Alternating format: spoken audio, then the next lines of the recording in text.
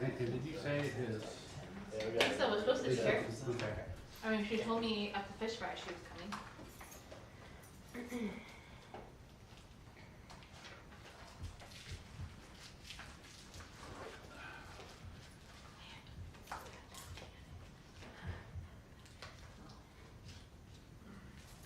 You give her a couple more minutes. I think she's coming. Yeah.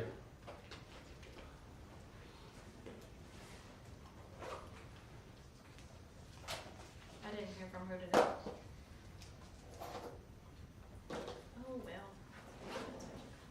Should we get started? I think they're gonna wait and see if Lisa shows up. Cause she said she could.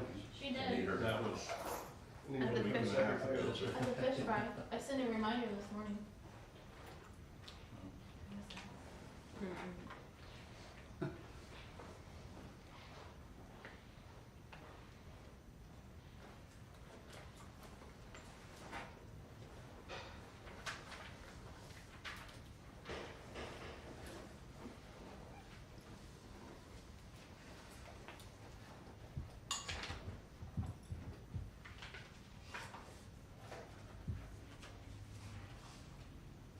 Hey, Rich, I believe under our ordinance, that would constitute littering.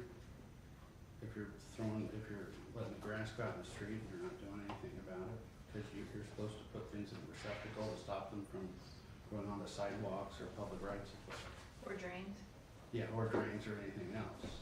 I don't know how we're gonna address it, but we're gonna need to.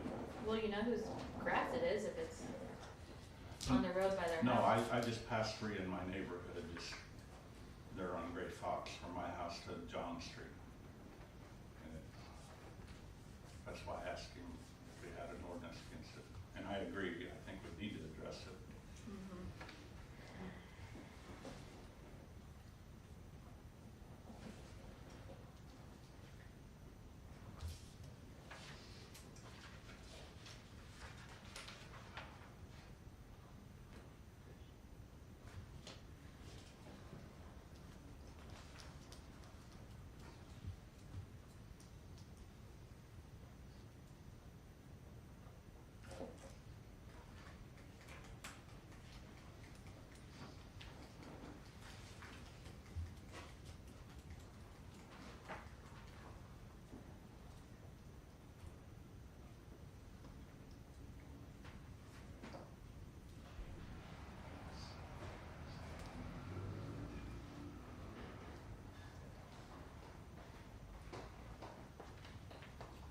There's our secretary. How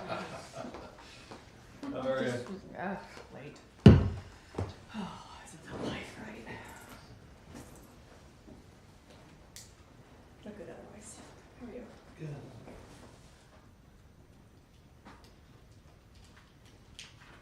Once you grab me.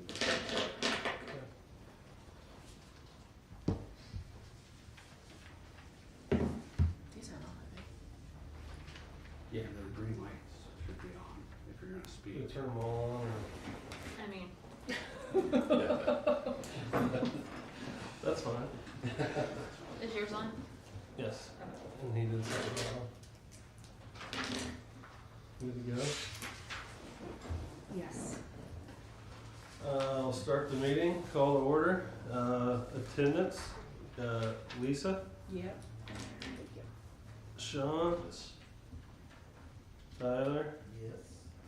Amanda, and Rich. That's it, isn't it? No, Doug. Doug's here. Or Doug, sorry. He's hanging. He's hiding. Did you say He- Amanda? Yes. Yep. We need to do the election of officers. We've never done that this year. This is our first meeting. This is the first time we've had anything so far this year. I'll make a motion to keep it how they were last year. And just to clarify that would be for Zach. Yep. For, me being the president, vice president, Tyler, Vice or- President. okay? And Lisa the Wait a secretary. minute, who's VP? Sean. I'm sorry, is it, What have you done? is it SEAN?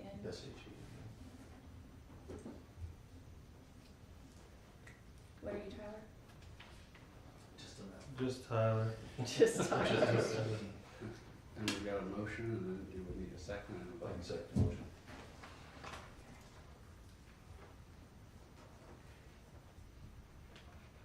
You did the motion? Tyler. And you seconded it? Yes.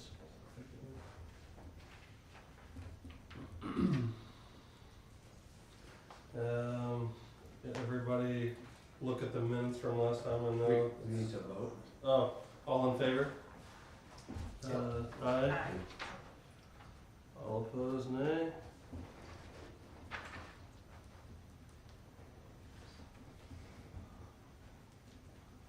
Then we need to approve the minutes from last meeting. Does anybody want to make a motion? There are no minutes. There are none from last time.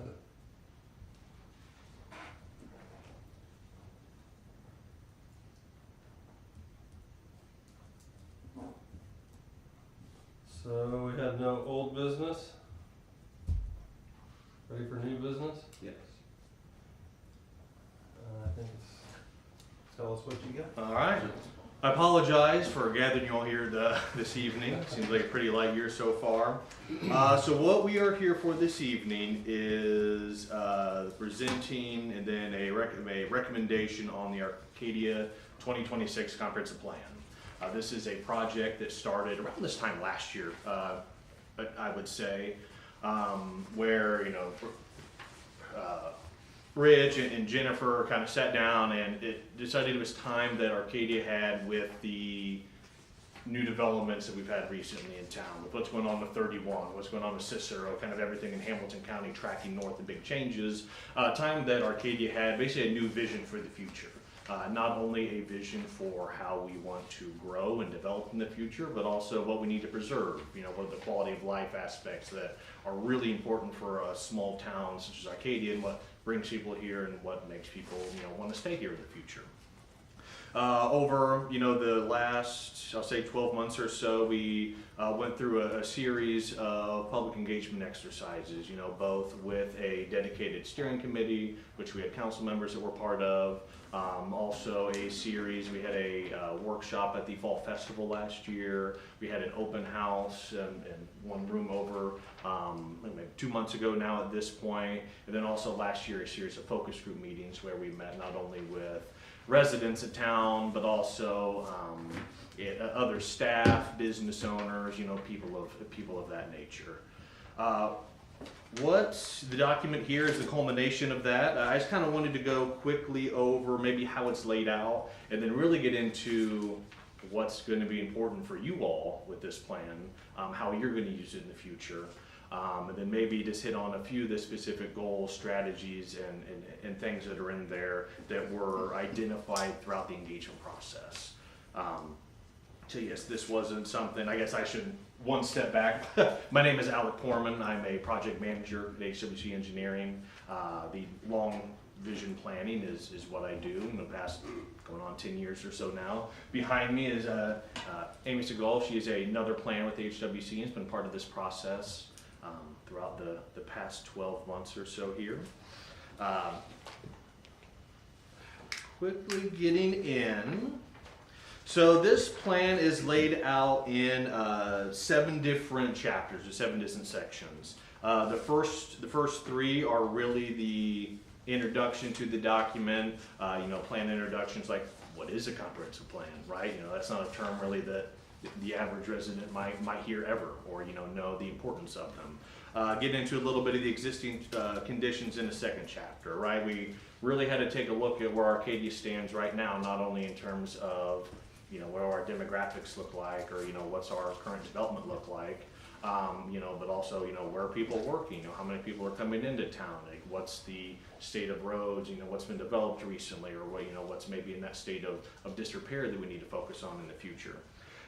Third chapter within this plan is public participation, a dive into kind of all these things that I've what I've identified so far.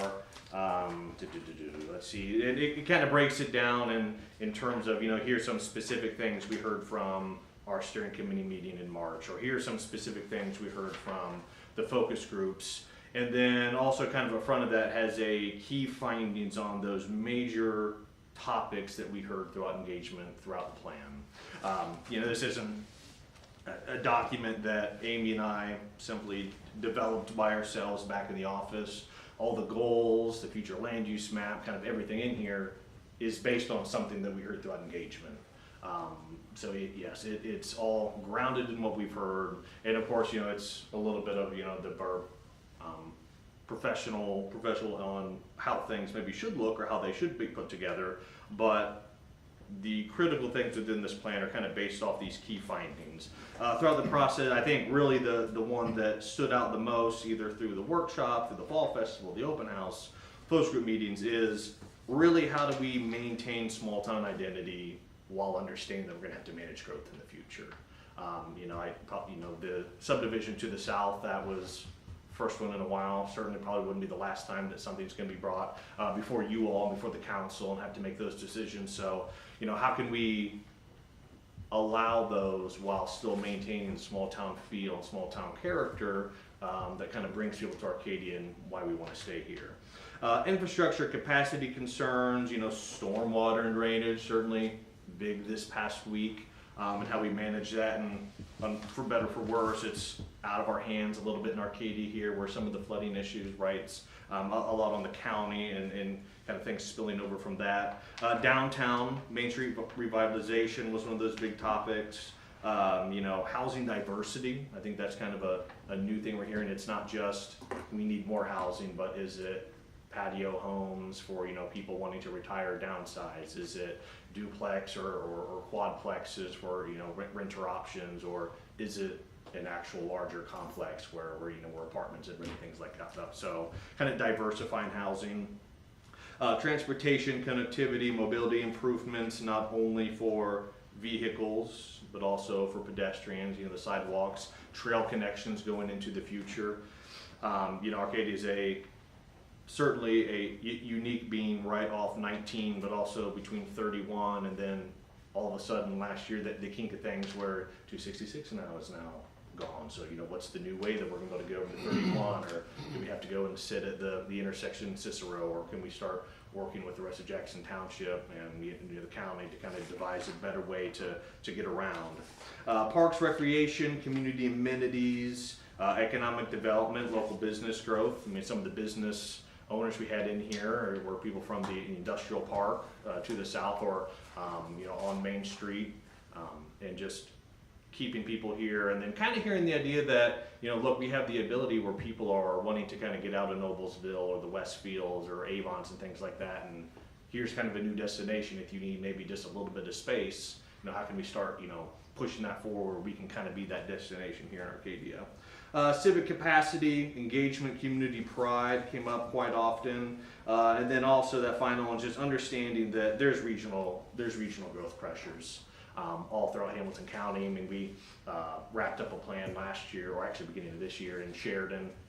Same issues, right? They went through a extreme measure, with the township merger to kind of handle some of the growth pressures that way. But that is just the byproduct of being in northern Hamilton County, and Westfield, Noblesville, Fishers running out of space, so north they go or nowhere. So those are some of the key findings that we heard throughout the process, and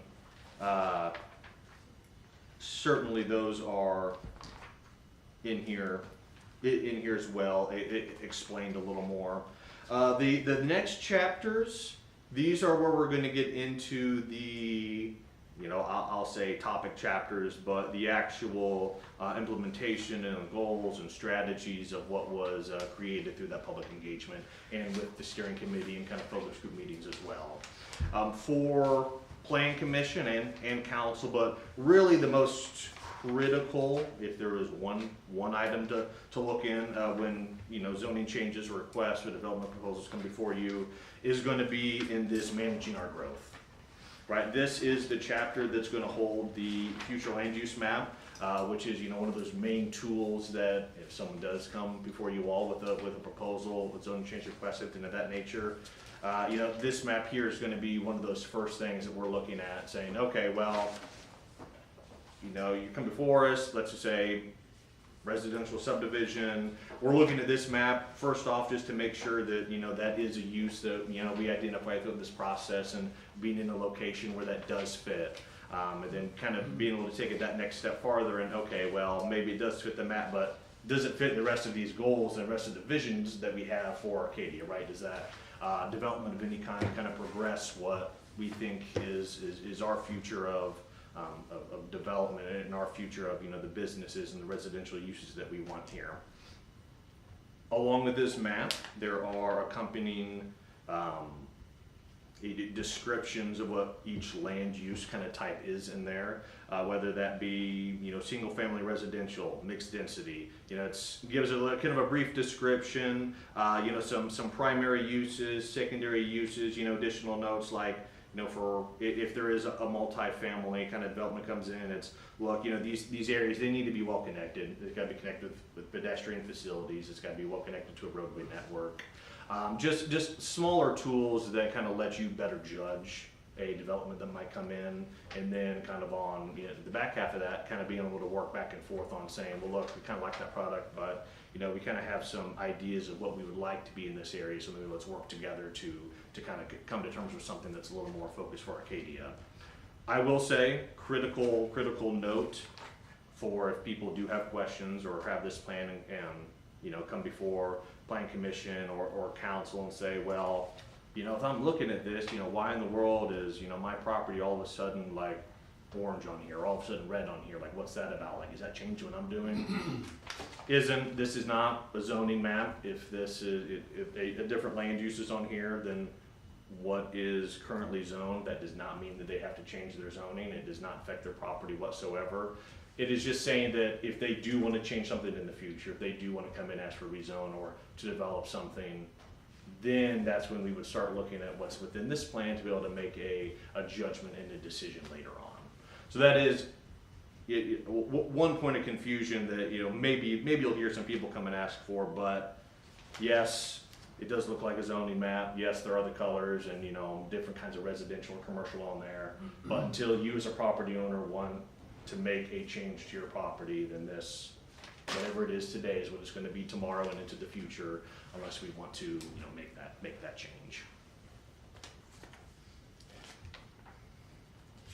I'll say in the land use as well, like I said, not only are we kind of utilizing the future land use map within this document for decisions into the future, but also the series of goals for each of them. So, land use and character, there was a goal to, really, we're trying to promote reinvestment into Arcadia's neighborhoods first when we can, instead of maybe that greenfield or that new development.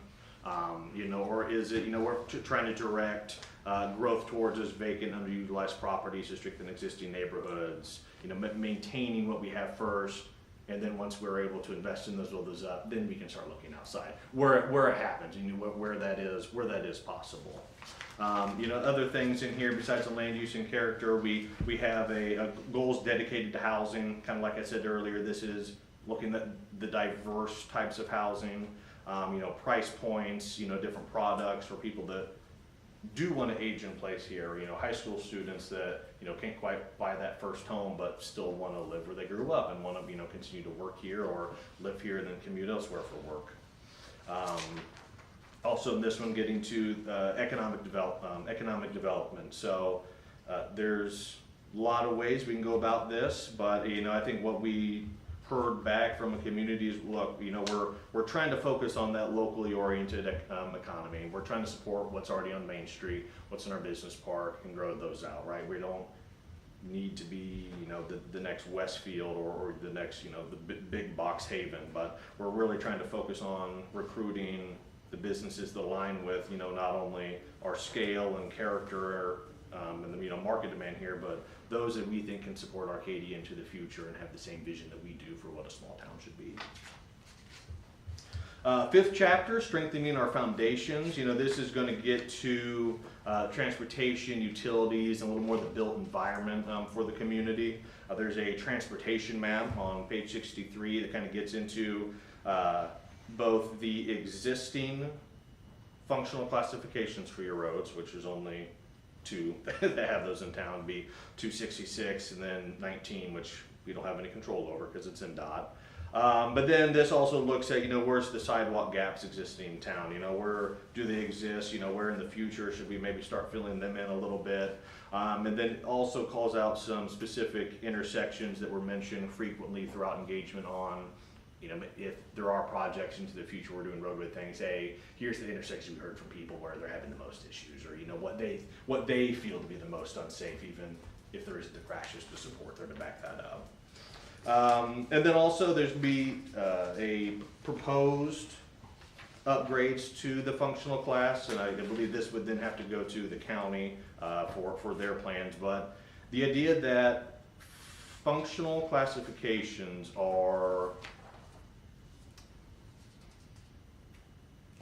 in the thoroughfare plan for the county is what gives us the justification as a community to then ask for right-of-way dedication and then the other things of that nature. It's going to be, I'll say, for Sheridan's example, they just redid their thoroughfare plan and had several road upgrades where they know they're going to be expansions, you know, 2-lane to 3-lane or whatever that might be. So upgrading those roads not only allows them kind of look for that justification on needing that, but also roads that have that classification through the county and then through the state are the ones that can receive federal funding. So while we can't do every single road, because that wouldn't make sense for federal funding, where there are the major ones where we're going to see future traffic, I'll say, you know, 256, one of those where, you know, what's the next east-west road if 266 isn't working anymore, and for the township, you know, what's going to be that new north and south connector that can get me from 276 down to Cicero, something like that. Those are the roads we're going to look for and hopefully have already been identified as need those improvements so they can receive that federal funding and then so they can be built out in the way they need to be to handle traffic in the future. Other things in this, when I say transportation, not only you know, the vehicles, but pedestrian focused as well. Public facilities and services is in here, right? It's the idea that, look, like we have fairly safe streets to walk down, but as we're doing roadway improvements in the future, like if we are getting that community crossing funds and there are sidewalks present on the road, let's continue just to expand that network. You know, specifically from, you know, where the high school is all the way up to Main Street, just kind of making a few spines and corridors along that nature.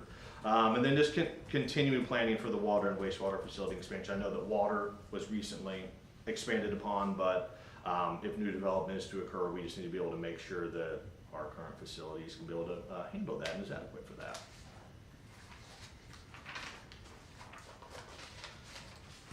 Final chapter for these goals can be chapter 6, celebrating our heritage.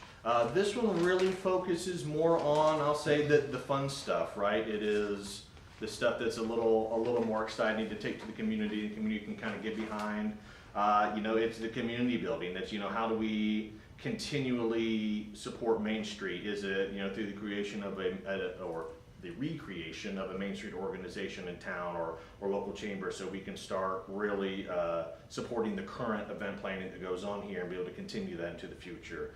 Is it, you know, continuing to integrate the public art wayfinding as we get regional trails going through town, be able to direct people if they are off 19 or something like that, you know, to the downtown, and then fostering that community engagement consensus building. You know, it's can't do a lot of things as we want out of town if, you know, the people don't support that. So how can we make small steps to slowly get people more involved and more engaged, not only in, you know, future planning, but, you know, all kind of events and things in the future, so that can continue, you know, as we move forward. Main Street revitalization was its own specific goal. The idea that, you know, we have wayfinding and signs on both ends of Main Street, but being able to take what we have now and slowly build upon it, whether that be, you know, sidewalk improvements or, you know, starting to look at, you know, gonna say planters, we're looking for here, but areas between the road and sidewalk, if we can start, landscaping, is it, once if there is a Main Street organization that comes in, they can start, promoting the reinvestment along Main Street and active storefronts where we can say, yes, that's what the use is currently, but is it working with the residents to be able to, get things back on the upper floors? Or if it's, buildings just used for storage at the moment, what's the next use that we can slowly work with them to get those back into, a business in there or more residential or things of that nature. And then that kind of goes on, with the encouraging rehabilitation, right? The idea that, we don't necessarily need to just build out from Arcadia. There's a lot of areas where we can infill, whether it be business on Main Street or the surrounding neighborhoods where, there are opportunities for new housing or new businesses. And so we really want to focus in on, this main core so that it kind of becomes, one of those recognizable things within the communities. Like, oh, at Arcadia, like, have you seen what we're doing under Main Street, like, for the car show each year is, I love driving down, so like that boulevard feel. So that's kind of what, that goal really hints at. And then the final, Parks and Recreation. Certainly a lot of work has been done on that in the past, even in the past few years. Just continuing to kind of grow and enhance those park facilities throughout not only kind of downtown core, but Arcadia's full planning jurisdiction, since we do have that 2-mile extraterritorial jurisdiction still. Just strengthening those regional connections as well. Obviously the railroad is still in use, but how can we slowly get Cicero and Atlanta with some kind of connector between the two, so we can have a big span of people being able to walk from northern Hamilton County all the way south to Noblesville and then beyond. So those are kind of what those chapters hold. There is a final implementation chapter where we hit on, this isn't a plan that we're just doing now and it's going to sit, right? We need to make sure we're reviewing this. If we accomplish something in here, let's kind of take this back as a council or take this back as a small group at some time and see what's worked, what hasn't worked, and continue to tweak and monitor that as we go forward, right? If there is some significant demographic shift, if we have all of a sudden like a major infrastructure, major economic development activity that we really need to go back maybe in 3 years and reassess to make sure everything in here is still accurate. We're just wanting to make sure that we're doing that, and that is something that community can do, certainly on your own as a group. And then finally in the implementation section, it gets to be the kind of, this is an older copy here, 5 key things that were identified throughout the process. Through the Big Ideas Open House, through other voting and stuff on those draft goals that we presented to the community. So kind of the main priorities that were identified by the public were expand and maintain continuous sidewalk network that connects neighborhoods, schools, parks, downtown community destinations. Pursue grants, regional programs, and collaborative funding opportunities to maximize investment in public facilities, infrastructures, and economic development. Promoting reinvestment along Main Street by encouraging active storefronts, upper story residential uses, and then a mix of complementary businesses. Promoting well-maintained housing and town pride through encouraging home maintenance and code enforcement. And then expand, sustain, and enhance seasonal festivals, farmers markets, and other gatherings to strengthen social connections, attract visitors, and then reinforce our town identity. So those are the 5 things that were identified as priorities for the community. Certainly some are a little easier or a little more difficult than others, but this is not a plan that needs to be accomplished in 1 year, right? It's something that provides a guide for you all over the next 10, 15 years as funds do become available or opportunities do arise, kind of that something to fall back on. So if there is a question on, well, what should we do next? It's hopefully within here that can kind of provide some guidance. I said a lot, certainly a lot in here. Any questions on what we've been doing, what's in there, anything not make sense? I know I ran through it pretty. I have questions, because I always have questions. Yep. Okay, first, just so I have your name down right, is it Alec with a C or with an X? C. It is with a C, okay, thank you. The transportation one, So the major collector at 266 going through, does that change at all with that not having an intersection at 31? Still being a major collector? That's a good question. I don't know a lot of cases where a road has been downgraded in functional class before. Okay. And I think that, yes, 31 is closing, but if there is some kind of access road built on the east side of 31 in the future, or if like Delaney or something becomes a kind of major northwest-south road in the future, it's like off on Thinking it's Devaney. Devaney. Devaney. There's supposed to be an access road with, On that. I mean, there's already an access road, 236, to get to Ace To Paving go and all to, that. Yeah. And that is supposed to run all the way to Bex. Okay. Because I don't think I've ever seen one downgraded simply because once you've already upgraded it and it is available for those funds and everything like that, why would you take that away? And because it still goes through town, it's still connected into 19, it's still getting you to 31. I'll just in the county would probably leave that in the future. Okay.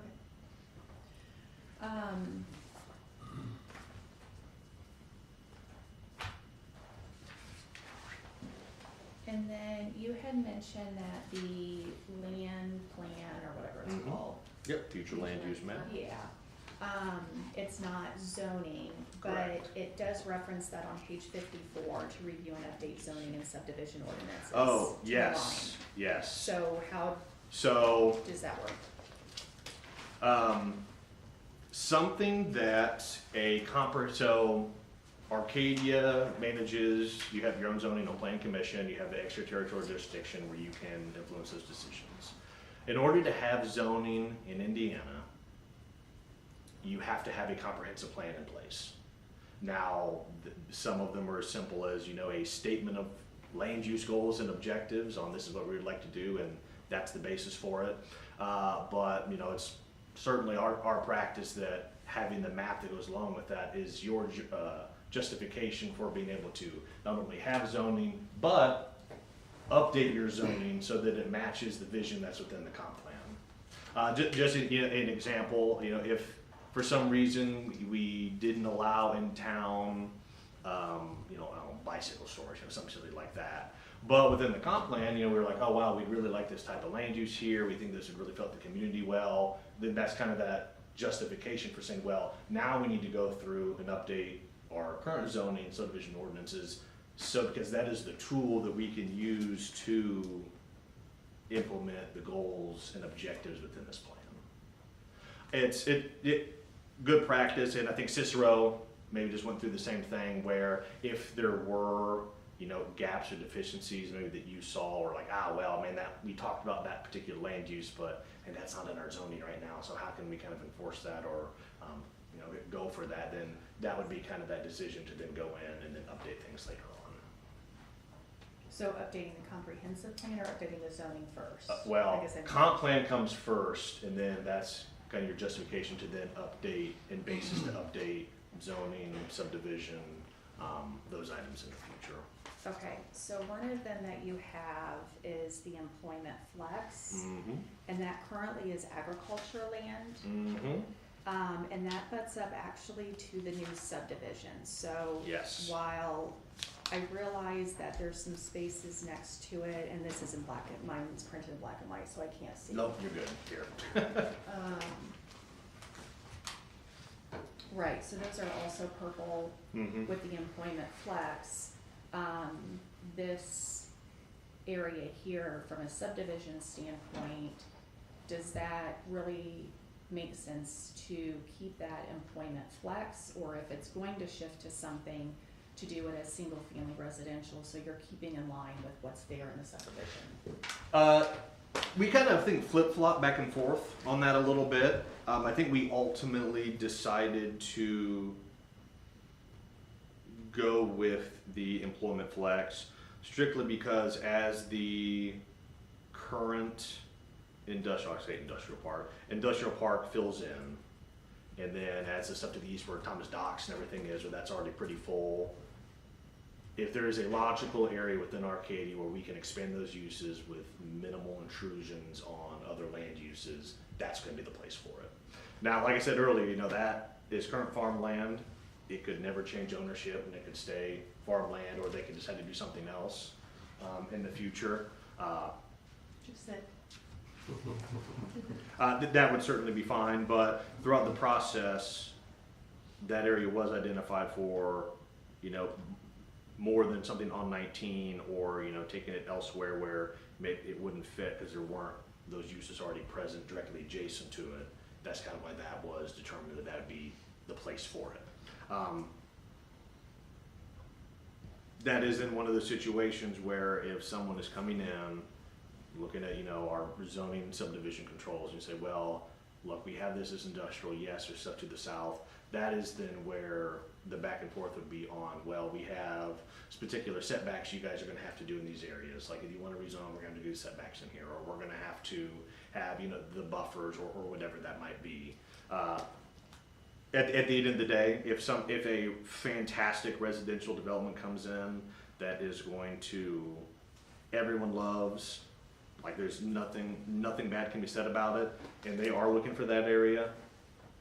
Comp plan, not a legal document, it is a guide, you know, it's something that we should be using and can be using to make those decisions, but it's just a guide. So if there is a development proposal that really fits the rest of what we're trying to do at Arcadia, even though that says employment flex, if that development really fits the rest of what the plan says, then that's, You can overwrite that. yes, is what you're saying. yes.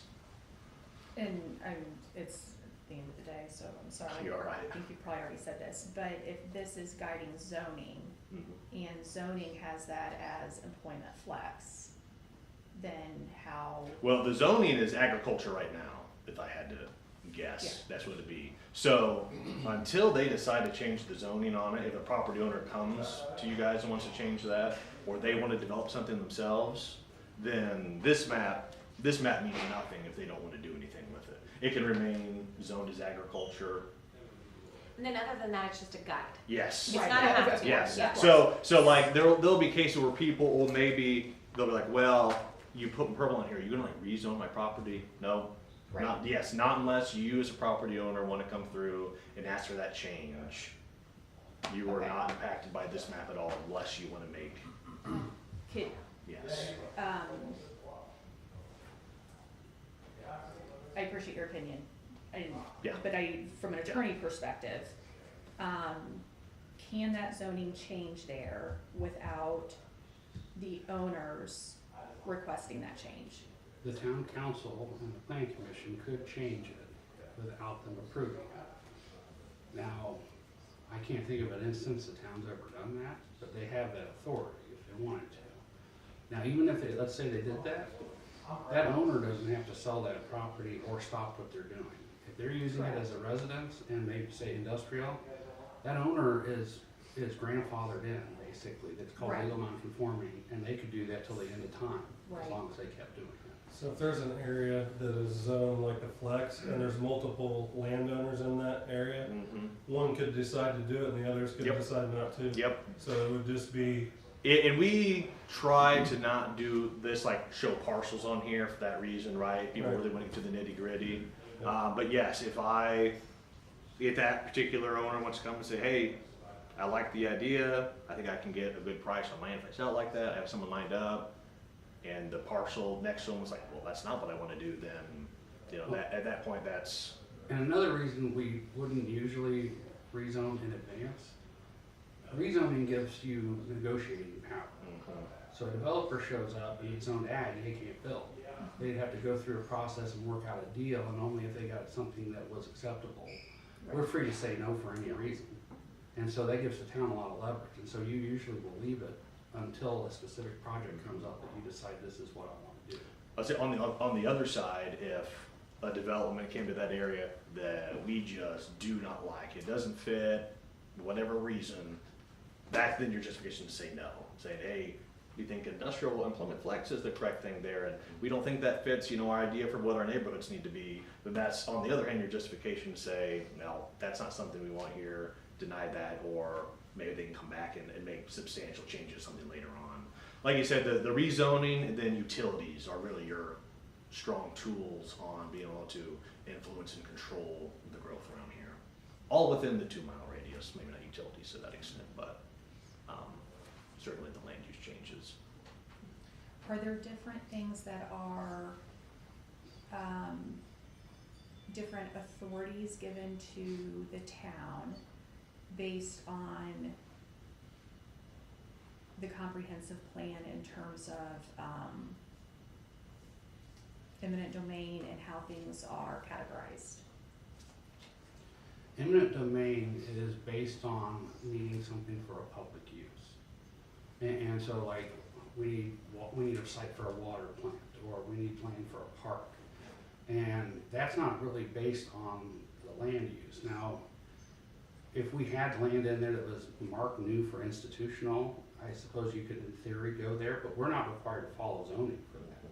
The town could go and take any land if it has a public purpose, and then the town has exemptions to some of the zoning, or the town could rezone it to allow it to do what it wanted to do. Okay. If it happened. And I'll say for this map as well, it very closely follows what exists already. I mean, especially, within the town's core itself. Like areas east of 19, that's new, that's shown as mixed density, but that's across from the high school, right? Something goes in there.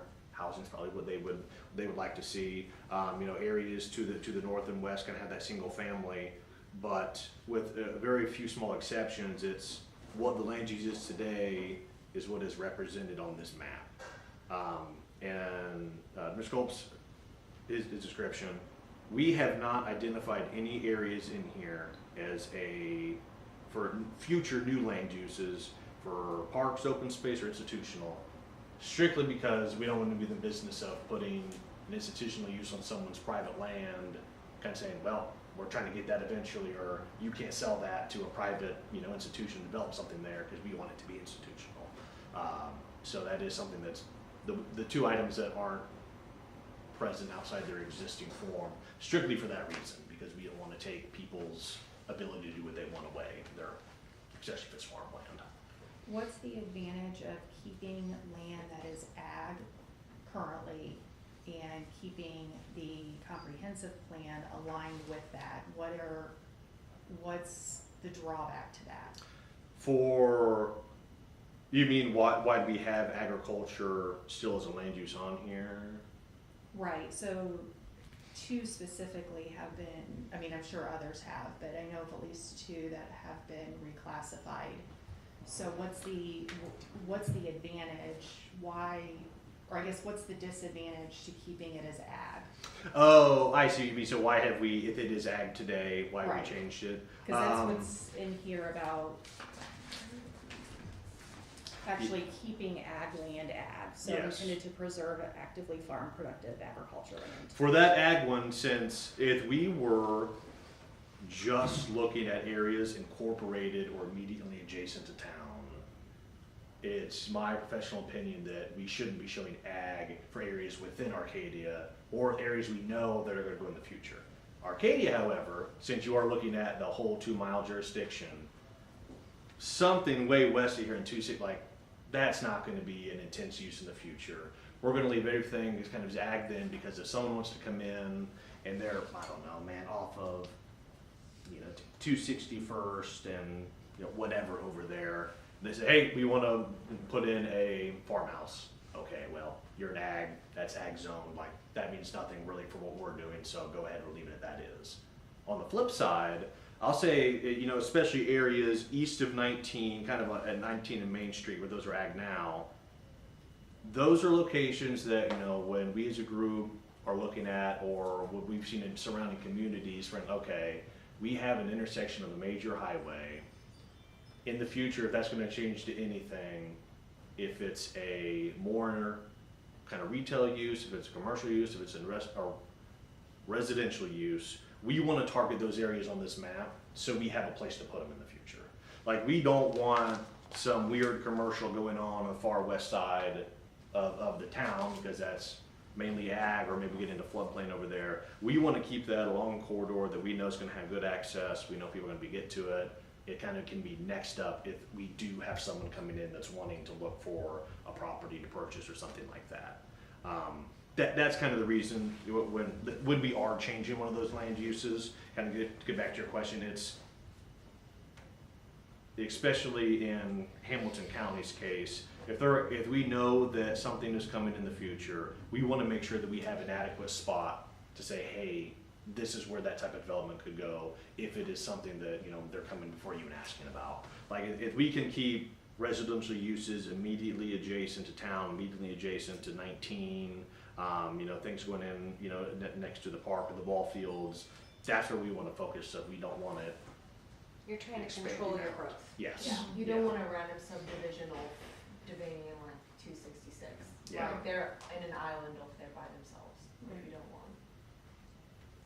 And same thing, at the end of the day, all that area to the east of Main Street there, you know, north of where the water treatment plant is, if 50 years go by and it's still being farmed, it can remain orange, red, yellow, pink, whatever color it wants to be.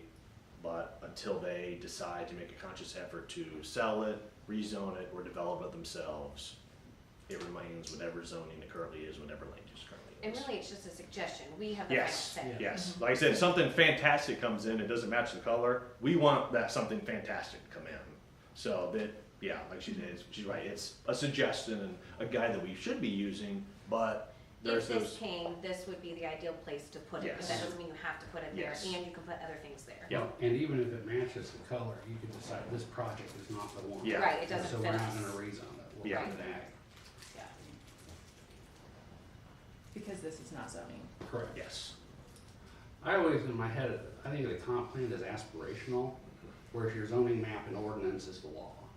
And so the point of the ordinance and the map is to put this into legal effect, and those are the words that will govern us. But this is kind of giving us an idea of what we think our future will look like, what our goals should be, and we can then try to implement that through the ordinance. But we wouldn't look at changing the map today. We would just look at maybe changing some of the provisions in there, like the classifications and the standards, development standards that go into some of those. Now, the other one of your, you know, first questions too, the only instance that I've worked on personally where there's been a mass rezoning without the property owners, you know, ask for it, is in instances where, I'll say for Morgan County to the south this happened, where a big zoning update went through and classifications actually like changed completely, so maybe there was like an R3 that just like disappeared. It went into a different classification, that's when the rezoning without their permission has happened. So basically when From they're, an R3 to an R2. yeah, like if, yeah, we had like R1, 2, and 3, and then we redid our zoning, and we ended up with like just R1 and R2, that 3 has to go somewhere, so they automatically get rezoned or, Somewhere. or yes, usually upzoned. And that's the same for me. The only time I've ever done this is the county went through and they changed the way they were defining ag. And so there were about 30 parcels that were in a district that no longer existed, Yep. so they assigned them to the newest Yes. comparable one. Okay, So it wasn't really changing anything, it was just shifting. okay. So, I know, or I believe, I think, funds to update stormwater drainage and all that kind of stuff, okay. All of a sudden, Arcadia comes across $50 million, whatever. Would this guide where next funds are spent in terms of infrastructure that's outside city limits? The town has no jurisdiction outside of our limits on infrastructure. So the roads, once they get past our boundary, they don't belong to us, they belong to the county. But could the county use this plan as justification to, make infrastructure changes? They could Based look at on it, this. certainly, but the county has their own thoroughfare plan and their own map. It doesn't, if the county had listened to us, 266 would not have been cut off of 31. Right. And lots of drainage would already be fixed. Yes, and so they could, but they've shown that they tend to use their own maps and their own judgment. Okay. But this does not bind them to anything. Mhm. And maybe like a different thing of if there was like Okra funding or any of the type of funding, you could say, hey, we identified in our comprehensive plan that we needed to upgrade our drainage. And then you could say the community agreed with it, town council agreed with it, everything. Therefore, can we get this funding? And then they would consider it more highly because you have a plan that outlined it. Yep, Amy's right. A more, I don't see. Kind of persuasive. Yeah, persuasive tool is, yeah, whenever Jennifer is writing grants or doing whatever, they love it when there is a up-to-date comprehensive plan where you can basically copy and paste the exact page out that says, here's what here's what we decided on, that's why we're going for this grant. It only so much, I mean, it farthers your ability to try to get those so much. Also on the utilities thing, maybe, and correct me, maybe this is a little wrong, but in the instances where we are maybe looking to extend like there's a development east of 19, not in town limits right now, but we would extend utilities there to be able to incorporate that eventually. That would maybe be that one case where we'd say we got all this money, we know we want something adjacent to town that we want to kind of annex in the future, bring in. Maybe that could be the use case on extending utilities outside because, well, there's a development we really want this going in there, so we're going to send them there to be able to capture that. Or we want to control what's on the 19 on that side, so we're going to run things down with the intent that if something does go in the future, it's going to be on our utilities, and then we're going to be able to annex it in for the additional benefit because we want to do that. Yeah.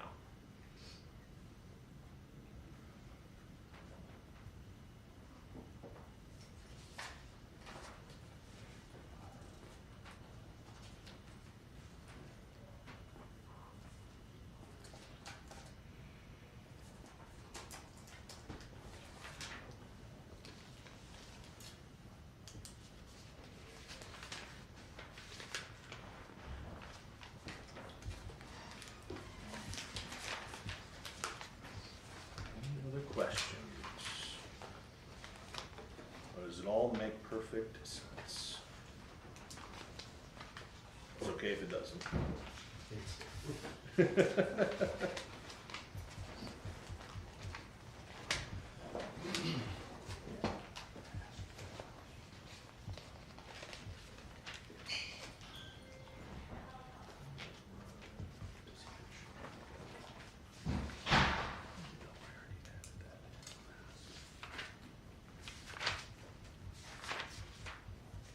And if we don't have any more board questions, we do need to open the floor to the public. I only got 2 minutes left on my recording. Okay, for public comment. Now, I think we'll at most have one comment because there's one member of the public here, so that might be the only comment we get. No comment. Okay. But we have to officially open it and then close it. Does anybody from the public have any comments? No comment. Ellie, you got anything?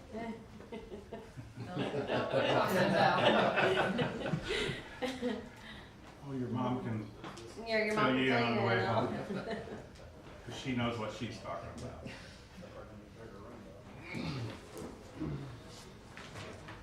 And then with that over, this board has to make a recommendation. You can give a positive recommendation, a negative recommendation, or no recommendation, and then it goes to the council for final decision.